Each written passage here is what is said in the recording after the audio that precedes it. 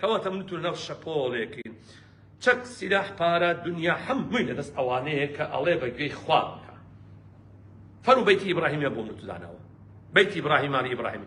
ئیبراهیم چێ کاکە یان سێ ماڵیان دانەوە لە ئیماراتی عەرەبی، ئیماراتی عەرەبی وەلی ئەمری ئەو بەفری و چوانە بە ناوی قورئان و سوننە وەلی ئەمرەکانیان سەیر بەیتی ئیبراهیمی. ئەمە ماڵێکی جوولەکەی، ماڵێکی مەسیحیە، ماڵێکی مسلمانە. بۆ واتان کردووە کاکە ئەڵێ لەبەر ئەوەی جوولەکە و مسلمان و مەسیحی هەرسێکیان متتەفقن لەسەر ئیبراهیم عەلەیهی السەلام. ئیبراهیم ئێمە ئەڵێن باوکی پێغەمبەران، مەسیحیەکان ئەڵێن باوکی ئێمە، یاوچێ باوکی ئێمە. کەواتە ئەگەر ئێمە هەمومان بگەنەوە سەر ئیبراهیم ئێمە هەمومان یەکگر ئەبین. ئەگەر نەچنەوە سەر ئیبراهیم بە دوژمنی یەک. ئیبراهیم 4300 ساڵ پێش ئێستا بووە. ئەگەر یەهودیەت هەیە، یەهودیەت 3300 ساڵە، 1000 ساڵ لە دوای ئیبراهیم یەهودیەت هاتووە. مەسیحیەت 2300 ساڵی فەرقە لە مابەینی مەسیحی و ئیبراهیم. یەهودی بەچێ بێ بە یەهودی؟ بە تەوراتە بێ بە یەهودی. مەسیحی بەچێ بێ مەسیحی؟ بە ئینجیلا بێ بە مەسیحی. خۆ ئەمانە کتابی ئیبراهیم نەبوون، نا لە ڕێگەی ئەو پێغەمبەرانە ئەو کتابانە بوون بە یەهودی و مەسیحی. بەڵێ فەرقی ئەو پێغەمبەرانە لە ئیبراهیم چەندی فەرقە؟ 1000 ساڵ بۆ 3000 ساڵ. موسا 1000 ساڵ، عیسا 3000 ساڵ. خوش فرمێ ما كان إبراهيم يهوديا ولا نصرانيا. إبراهيم نه يهودي بو نه مسيحي بو، ولكن كان حنيفا مسلما. والله أهل توحيد بو، موحد بو. كواتن نه يهود يكد موحدة، نه نصران يكد موحدة. خاي مهربان فرمي قد كانت لكم أسوة حسنة في إبراهيم والذين معه إذ قالوا لقومهم إنا براء منكم ومما تعبدون من دون الله كفرنا بكم وبدا بيننا وبينكم العداوة والبغضاء أبدا حتى تؤمنوا بالله وحده لا إله إلا الله. يا أخوي مهربان فيلم سورة الممتحنات إبراهيم من بولوها البجارد أو قائد تانا أسوة تانا تماشاي كان. إبراهيم تشيبو خوي وأواني إيمانا بإبراهيم هنا بقومكي خويان بباوكي خويود بقومكي خويود إنا براء منكم ما بريء بو لبالي وغيري الله اشترى فرستني وبدا بيننا وبينكم العداوة ما بيني إيمو عداوة دستي فكر أبدا أوبر دوامه حتى معي بو هتاكين حتى تؤمنوا بالله وحده.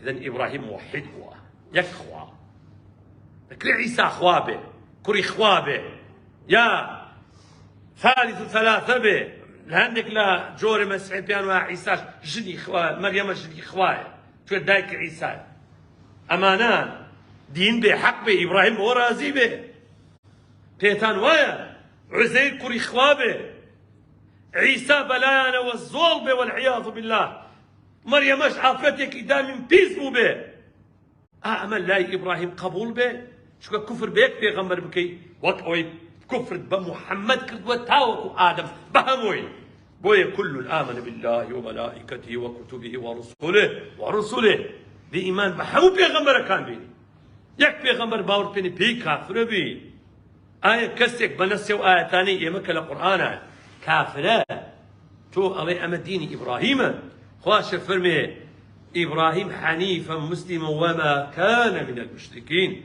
مشرك نبوة أقاد ليه أتواني بسناو بيرو بروغرامي ماسونيزمية كالله ديانة كان هموي خوايه كبلام ريقا كاني جيشتن بخوا طرق متعددة ريقاي جورا وجورا. المهم همي هالشي توصل خوا زور زال فيسبوك كومنتي واحد أبينين كومنتي وابين فرقي شي مش هالدين بخوا فلسطينية لا والله والدجال لا والله والدين نية إن الدين عند الله الإسلام دين لا يخلص إسلام لا آدم بو خاتم يبدين هو. أم كنتم شهداء إذ حضر يعقوب الموت إذ قال لبني ما تعبدون من بعد قالوا نعبد إلهك وإله آبائك إبراهيم وإسماعيل وإسحاق إلها واحدا ونحن له مسلمون. يعقوب كإسرائيل شبيوت له كباوكي يوسف باوكي بيغمبر كان کە لە سەرەمەرگا کوڕەکانی کۆکات و ئێوە لە دوای من چێ پەرستن؟ خوای تۆ، خوای باو باپیرانی تۆ، ئیلاهن واحدە، یەک خوایە، ونحن له يهوديون أم مسلمون؟ مسلمون. يعقوب باس إسلامك، إبراهيم باس إسلامك، عيسى باس إسلامك. إسلام عند تسلمون بالله، تسلمون بالله. بۆیە تەماشاکە دەجاجیلە چیەکە؟ ئێستا هەستاون نمونێک لەو نمونانەیە هەستاون چیا کرد؟ بەیتی ئیبراهیمیان داناوە. تەماشاکە لە کوردستان چۆن سەرکەوتووە بن، چونکە بیئەکەیان مهەیە کرد. ئەمە دینێکی ترە، ئەمە دینی دەجالە، ئەمە تازە نێت دانراوە. ساڵی 1987 لە ئیسپانیا دایانە لە مانگی فێبرواری، و هەروە جەمعیەکان بۆ دروست کرد، جەمعیەت شەباب المؤمن، ئەلمیم ئیمان هەیە بەخوا، مەسیحی بە یەهودی مسلمان پێکەوە، لا إله إلا الله پێکەوە هەمووتان، ئەلمیم یەک خوا پەرستن بۆی ملەتەکان بکەین بە یەک.